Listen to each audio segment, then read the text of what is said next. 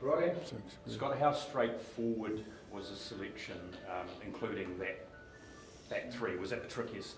Yeah, there's always conversations, Seth.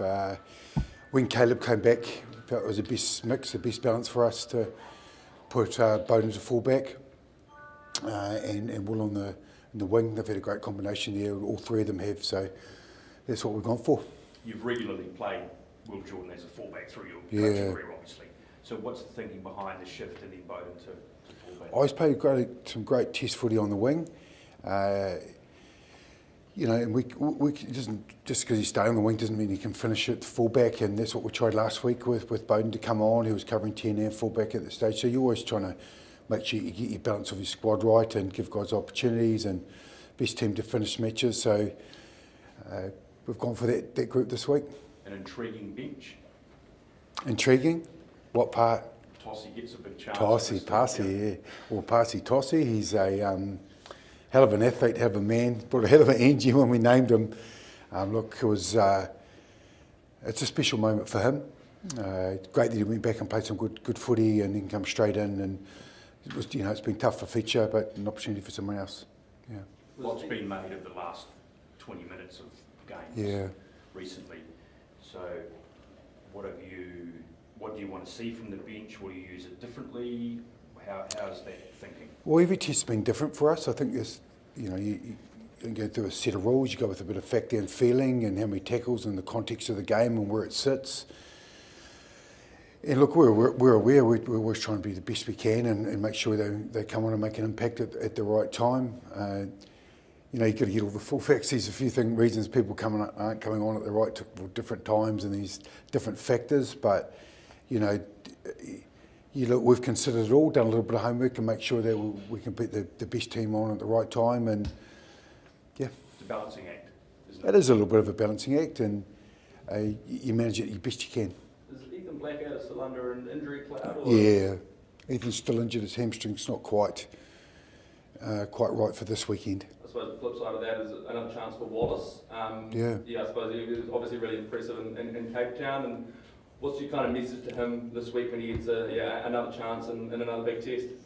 Go and do it again. He's got the ability to rise up to occasion. He's come through pretty quickly, with his age and his ability to step up to the occasion. So just keep doing it. He's so diligent, and as you'll get to know him along the way, he's a good kid, a good pro, and look, we've just been really, really impressed with him, the work he does off the field, and Artie's taken him under his wing, so it's great that he can play all three. Loose forward position, currently he's at 6, but it doesn't mean he'll finish there. Yeah. Was it an easy decision then with Ethan injured not to move Wallace maybe to the back of the scrum or anything like that? Oh, we considered that. We know Artie can play 7, and Wallace played a lot at 8. Other than the scrums, you just go and playing footy really in a lot of ways, and it has been considered, but for this test, we've picked an experienced group, a group that's played recently together and played Bledisloe Cup matches. And it's a sign of respect to the Aussies, because we know they'll come in. The score the last week is irrelevant. It's this week, and it's going to be head to head. We know that. Yeah. Patrick was back. He's fully fit, but Darry on the bench. Yeah, Patrick needs another game of footy. He needs a full week of training. That's his first 60 odd minutes in 4 months. It's a long time. So the big man needs a couple more opportunities to stride the legs out, and had a few rucks and a couple of carries. Yeah. With regard to 7, is Sam Cane playing so well that you just can't leave him out at the moment? Yeah, it's a bit of that. Like his experience, I think the value of his experience on and off the field, his ability to get high tackle counts, be really accurate, slow the opposition ball up, has been a big factor for us. We're mindful, this is a swan song. Well, but when does the song stop? Can I say that? I just did, didn't I? But we have those conversations, but he's in good form, and he's just what we need. He's got a good balance for us, and he's great for Scott Barrett and for Artie and the team. So, and he's playing well. What do you expect from Australia, and what have you seen under Joe Schmidt about how they're playing? Oh, Joe's got them structured enough to play some great ball in hand. You know, they swing well. They know when they can kick their ball. They can hold the ball for high phases. They know what they're doing, and with a little bit of bite in them, which they'll have. It's going to be a hell of a Bledisloe Cup. There probably wasn't expectation about winning in South Africa. Internally there would have been, but externally that expectation would have been there. There is expectation about winning the Bledisloe Cup. How does that change the psychology? We'll rephrase that question. There's always the expectation to win the test match in front of you. But the Bledisloe Cup is something special, isn't it? It's got a lot of history. It's got a lot of big moments. You know, look, if you look at the history of the first test of each year, especially in Aussie, those games have been tight. They've come down to small margins, you know, one-score games for long parts of the match. So it's a lot of, you know, both countries care about it. So a little bit of form goes out in the window when the Bledisloe starts. And is that another reason why Sam Cane imported? Yes, correct. The experience. That's a big part of it. What's the mood in camp like, Scott, coming off South Africa, and where are you looking for the big shifts? I think we're like everywhere else, and we're looking, you know, we want to finish well in our games. We're creating so much, you know. We created a lot of opportunities in South Africa that we didn't execute. So look, our execution's a bit on top of our mind, but we just want a really good energy over here. Make sure we built off what we've done before, but be a bit more ruthless in our actions to finish games and give those passes and kick those goals and just nail those little things that we've created. And a lot of the guys have owned it. We have as coaches how we can be better. So, and you know, like Double Bay is not a bad little place to start it off. You know, could easily get comfortable here, but mate, I've sorted that out. Yeah. Clear mandates. Yeah. Is there a bit extra, Razor, you know, coming up against Joe? Have you given much thought to that this week? And Just in terms of coaching head to head, you know, the fact that he knows a lot about the All Blacks. yeah, look, full respect, he's been around, he's done it, he's played in some really big games, he knows to prepare a team, so full respect for what he's done in the past and how his teams play. You know, he'll come up with a couple of special third phase plays that you haven't seen for a while, or he's brought out of his bank. He's got a hell of a library of moves, and he's got high rugby intellect, so full respect to him, and you know, the rugby world and the coaching world, and you know, people coaching different countries, and that all adds to it, doesn't it? When he was involved with the Blues, did you always go into games like that thinking we may see something different? Yeah. With Joe Schmidt coach team here? Yeah, it is. And you reflect what he does, that is his point of difference. There's a few trademarks in his way teams play that he'll try and catch a lazy defender out or find a way to get him, and you think, oh, that's pretty good. So sometimes you try and be a two-step ahead and he takes you down the wrong alley, but you just keep your eyes open for anything. Can you get in your head about something like that, you know, the battle of the coaching minds? No, only when you come to press conferences, really. That's a good headline for you guys. You know, after coaching against Russie a couple of weeks, there was a lot of chat around that too, and obviously with Joe, and I think it adds to the story, doesn't it? That's what people want to read, and the personality of the coaches, and you know, full respect to Joe. He's taken on a hell of a job, and you know, it's an opportunity for him this weekend to show what his group's about. Is he taking on too big a job, do you think? Is he taking on too big a job? The Wallabies are a time low. I think you're going to have to ask him that. Sorry. Right, when you were playing, it was obviously during a pretty dominant Australian rugby period where they held the Bledisloe for a number of years. I'm not sure, did you ever win it as a player? It's a good question. I was actually thinking about this sort of spot. Well, the first year was a little bit niggly, but yeah, we won a couple of big games. We won the game of the century actually at a core here when Jonas scored in the last moment. So that's my memory as a Bledisloe Cup. Were you in that game? Yeah, I was. Yeah, started in that game. Tane with the ball over to Tane, yeah, that was. We went up by 20 odd, and they came back, and it was a hell of a match. Your debut was against the Wallabies. What's at a Bledisloe? What are your memories of that? I was fresh young. I was pretty green back in those days. I came in. I was just, you know, really proud to obviously to play with Michael Jones, who was my childhood hero that week, and the family coming down and just the occasion, and that was when they were at their peak with the old Georgie Gregans and the John Eels, and they had everyone.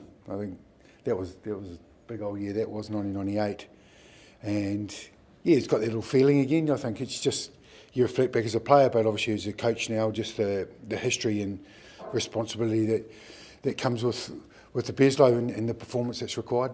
Roger, a lot was made of the departures of Brodie Retallick and Sam Whitelock.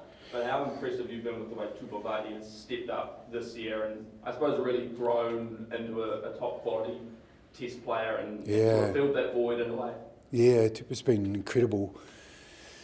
You know, when he called a couple of those line-out tests, he was calling it 90-odd% in the line-outs, his work rate around the field. He's a great athlete, he's 119 kilos, and he's got a great temperament for it.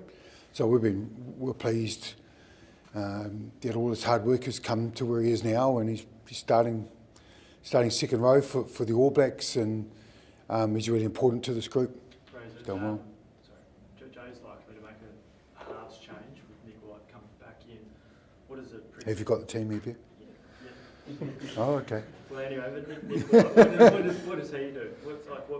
He's a competitor. He's a competitor. He competes in everything. He wants to win the warm-up. I really like Nick. I've always connected around the rugby circles, and I just like the way he plays. He's got a bit of grit about him. He's a test match footballer, so yeah. Just Scott, when it comes to your outsides, is there consideration of playing Rico left wing and Billy Proctor's availability this Well, week? Rico's finished his last few tests on the wing. That allows Anton to come on. Like I was saying before, with the mix, with Sev on the bench, and everything happens to D-Mac, Bowden can push forward, and we can bring Seven on and Walter to fullback. So those are the combinations you manage, and you look through the season, depending on the context and what the game needs in front of you.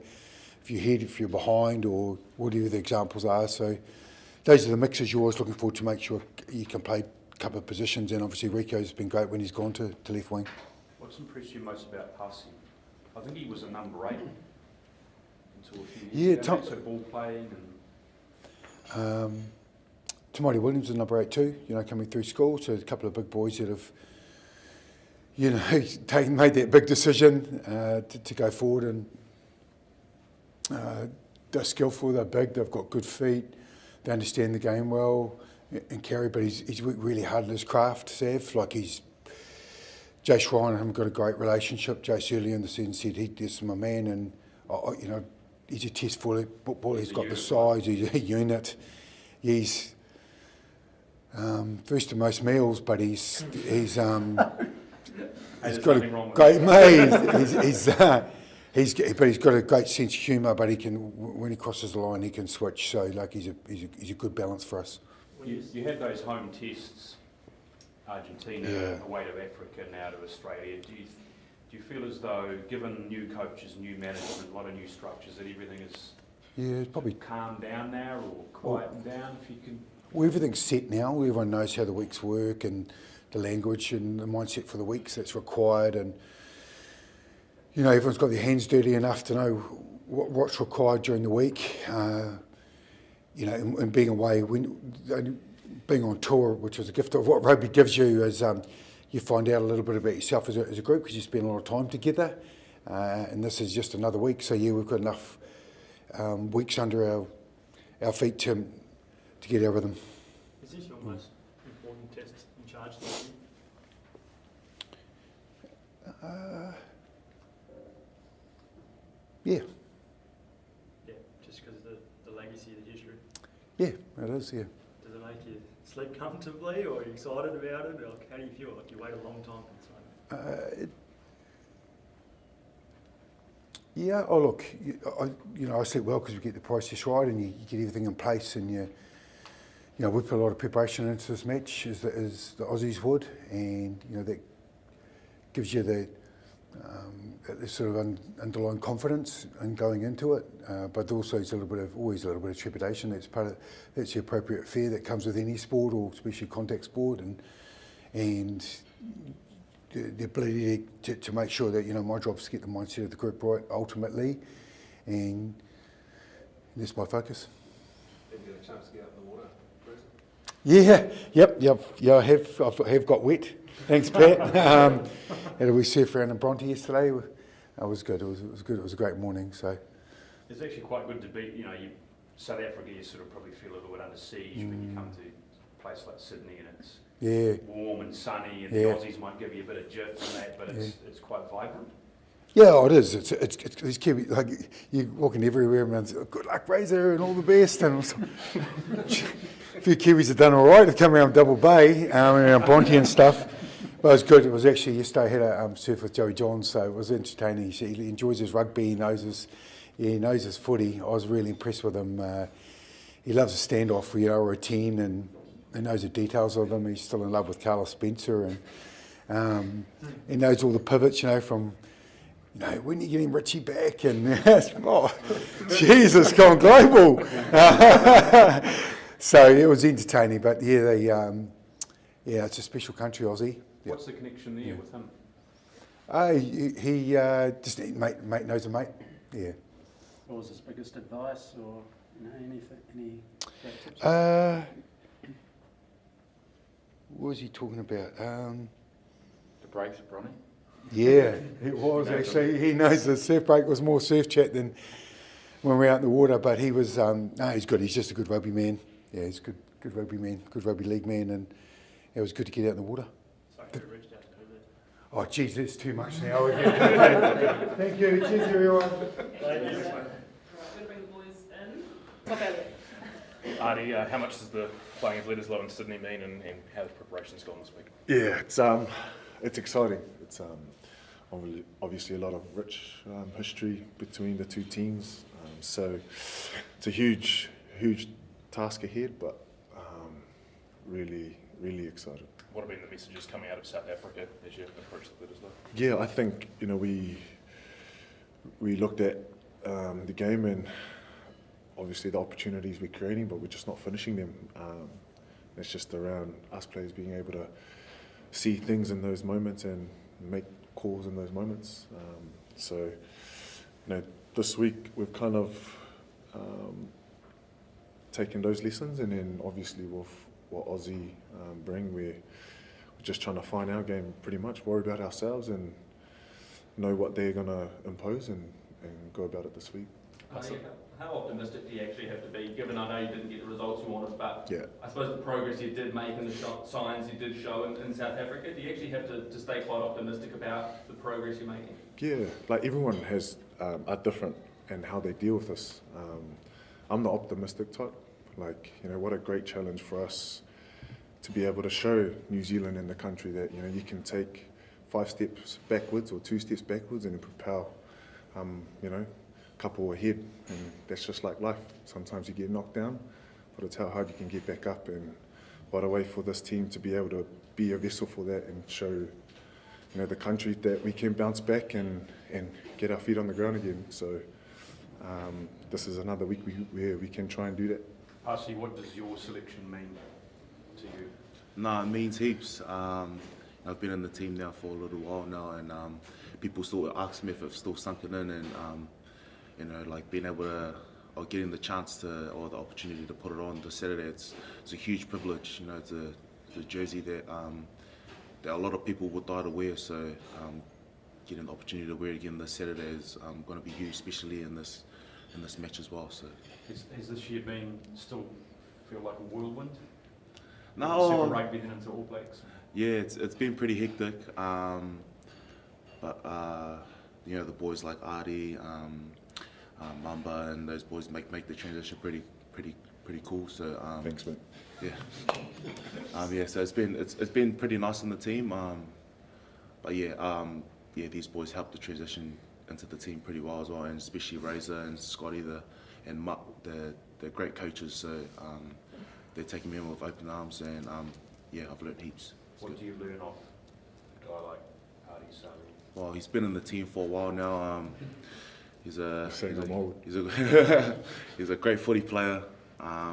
He's my brother off the field as well and on. So, but I knew him before he was in the ABs as well, especially being down at the Canes. So, yeah, he's just a great leader and a great role model in my eyes. And he's a person that I've watched growing up, and now I get to hopefully run out onto the park on Saturday with. So it'll be cool.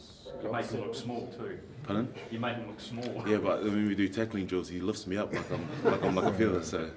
Yeah. Scott said it was quite high energy when you were named in the side for this week. Yeah. Oh, yeah. It was pretty cool. I tried to keep the nerves at bay, but eventually they'll come out. So when we were in the team meeting, I just tried to keep it low key, but got onto the bus and started giving the handshakes and the knee taps. So that was pretty cool. Yeah. Artie, the set back row trio as Cape Town, Wallace gets the nod at 6 again. What have you thought of Wallace as rising to the All Blacks? He's been inspiring, mate. Like, for such a, obviously we can perceive him as a young fella, but he's come into this team with so much calmness, like even wisdom, and you're just like, you know, you take a step back. He's inspiring me, mate, in the way he walks, and the way he plays. Yeah, and it's been nice, like watching him in Super and then being able to play with him. And obviously Sammy, obviously played a few caps with him, so it's exciting to play alongside those two brothers. Artie, a guy like Wallace, he's part of this new generation of All Blacks who haven't really seen sort of the Bledisloe Cup leave New Zealand. When you build a streak like this, is there sort of motivation just to be not that first team to lose it? Yeah, well, you know, obviously when you first come in, you've got to understand the history of the Bledisloe, and you know, that's been part of the week and of our week is understanding the Bledisloe when New Zealand lost it many years ago, understanding their feeling from those players and not being part of that team that hands it over. So that kind of creates that feeling in your gut that you don't want to be part of that team, and that's how we can. That's how we've kind of passed that message on to the new boys and giving them a feel of how important it is to us. Hussey, does that become quite clear when you were as a new player in this group playing in your first Bledisloe test? You know, just what that trophy means to this group. Yeah, 100%. You know, hearing the history between these two nations. You know, like when it's not a Rugby World Cup, it's the Bledisloe Cup. So, you know, I know growing up watching the All Blacks and the Wallabies going head to head to retain this or to take the cup home. Now being in the team, you know, it's a lot of it's pressure, but it's also a privilege as well. So to be able to be a part of this match on Saturday. Artie, how different has the build-up been for this one as opposed to the last couple of tests in South Africa? In terms of preparation, it's been not the same. It's obviously a lot of edge, a lot of energy, like we have to.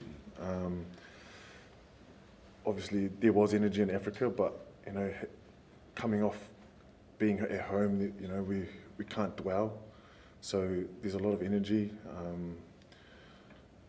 a lot of excitement.